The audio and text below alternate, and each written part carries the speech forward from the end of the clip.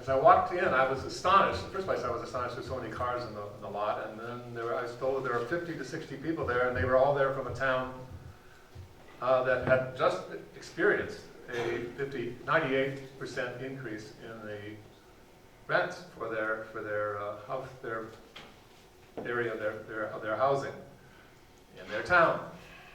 And I watched something really quite interesting because the freeholders had no jurisdiction over the matter.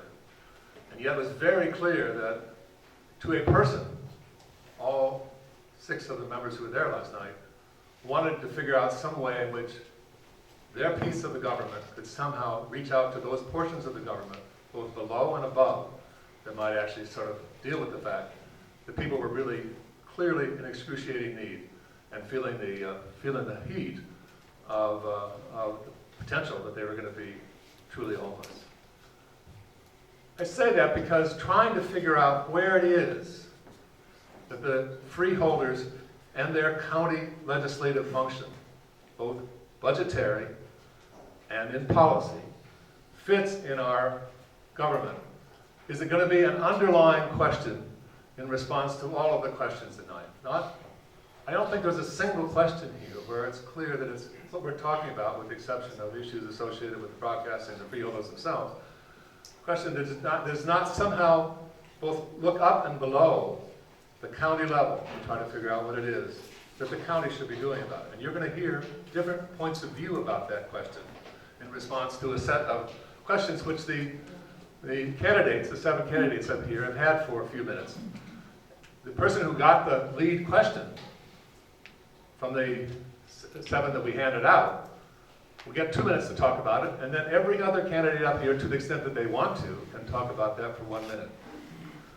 After we get through a series of those questions, and we may go to a second round depending on how quickly it goes, we'll then give those of you in the audience a chance to address either one or the total group of candidates on a question of your choice. We'll try to get to that by no later than 5 minutes after 8 tonight, so these folks can finish up and we can complete this by 8:30. So I'd like to start with the first question. I don't know who has this, which was the current freeholder unanimously passed the 2013 budget. It was more than the 22 million higher than in 2014, and yet median home values in Bergen County remain more than 15% below their peak in 2006.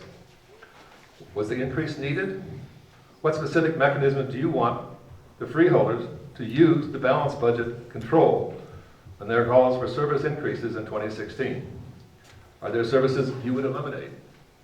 Who has the question? Peter? The answer is they picked from a bowl, so. Ladies and gentlemen, I don't know why the budget increased by 4.3%. I know that Democrats and Republicans unanimously increased the budget this year. I've heard speculation that one of the reasons why it went up is because of increased costs for employees when it came to medical coverage. Ladies and gentlemen, I believe in small government. If you have me on the freeholder board, I give you my word, I will not vote for anything that has a budget increase, not a 1%, not a 2%. My goal is to provide for you next year a budget with a decrease. My goal ultimately would be something as big as a 10% decrease. Now that sounds pretty bold. My proposal, or one of my proposals out there, my big ticket one, is the Bergen Regional Medical Center. Its contract is coming up in 2017. That hospital needs to be transferred to private industry. That hospital can easily be sold to any private entity. We can take the resources, or we take the revenue from that sale, apply some of it to old bond, apply some of it towards operating costs, the taxpayers would see immediate relief. I would like to hear from some of the incumbents about why we had this increase. Thank you. Any one of the other 7 candidates has a single minute to respond to that. Who'd like a shot at that question? I'm right next to him, I guess I'll take it. There are some things that need to be pointed out. with this 2015 budget. There were mandated increases that had to be made, that we were not made aware of by the previous county executive. They knew that there was going to be an increase in the Medicare, they knew there was going to be an increase in their pension, and that was not disclosed to the Freeholder Board. The health costs go up every year, and these are things that we need to take into account. This was a bipartisan budget. So to come here and say that you don't know, if you're going to have things to say about the budget, please tell me where, you were at every budget hearing meeting, where would you have made a different cut in that budget? This was a very, very hard budget, but it was done through bipartisanship. Every single thing that was brought to the table on this budget was included in our discussions. Not one suggestion was thrown away. Everybody worked together on this budget, and then we came up with things that had to be done. Like I said, we had many, many costs that were not disclosed to us. So for us to come into there being in the hole already, it was hard for us to make up. But we sat down, we rolled up our sleeves, and we did what we needed to do together to get it done. And if that doesn't... That's the 1 minute. Oh, that means it's over? Okay, thank you.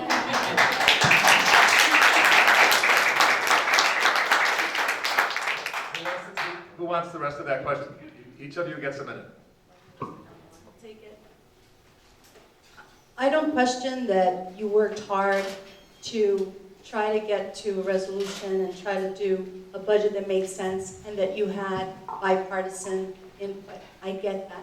What I don't get is that years ago, when Kathy Donovan was the executive, the Board of Freeholders in the county worked on $461 million and it's at 523, and no one looks at cutting anything.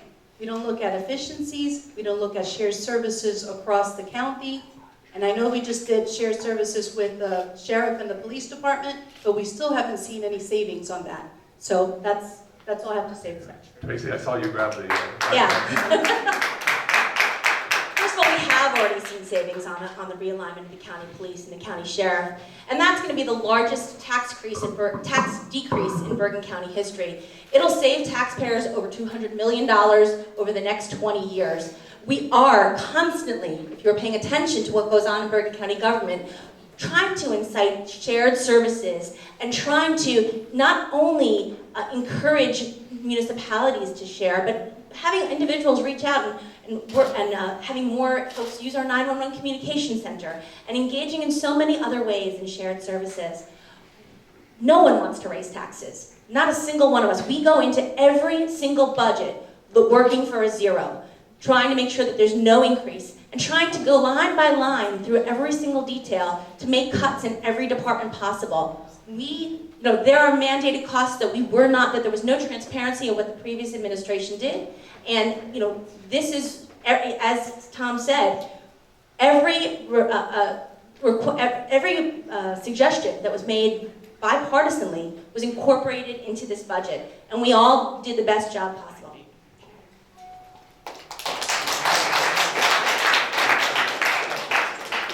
Just two quick things is that we're quick to mention this year, but we never mentioned last year when we delivered a zero tax increase to all the residents of Bergen County. And that was done reinstating a lot of the money that was cut over the previous administration's term. We reinstated money back into Bergen Community College. We reinforced our veterans services in the county, which were neglected. And we also reinstated some of the money back into our special needs schools and also our technical and academies. That was all done with a zero tax increase. And as far as the money that's been saved in the realignment already, based on the numbers from the sheriff as well as the prosecutor who came before us at a work session, we're well over $3 million in savings already. That's way ahead of our projections and how much money we were going to save on the realignment. Thank you.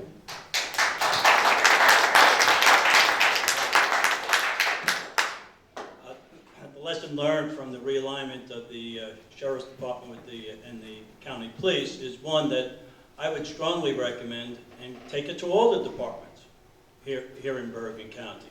We should have, the Freeholder Board, and certainly when I'm back on the Freeholder Board, one of the things that I'll be looking to do is to get into a mode called zero-based budget, in which every department would have to put together what is their mission statement. How many people do you require to do that? And I think that is the approach. Rather than top down in looking at budgets, you have to take a look at budgets from bottom up. And that's the approach that I think will be practical, keep the services going, but at a much reduced cost. Ken? Thank you. I'm glad that we had mentioned the realignment for the sheriff's department and the county police. I was happy when the Republicans first put that forward, and I was even happy when the Democrats fulfilled that promise that was made.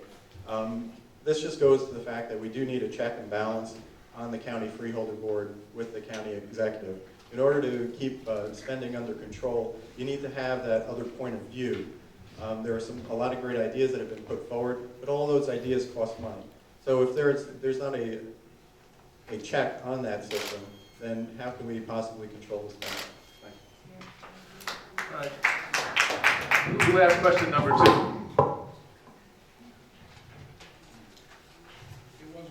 Bergen County, that's you, John. Yes, I do. You want me to read it, or do you want to take it? Please, read it. Okay. There is in Bergen County clearly a health and public safety emergency, some say an epidemic, in heroin addiction. Is it also a law enforcement issue? Is care to address the addiction a county government responsibility or a matter of personal choice, and why? What do you believe the Freeholder Board should be doing about addiction now, in 2016, as part of decisions about Bergen Regional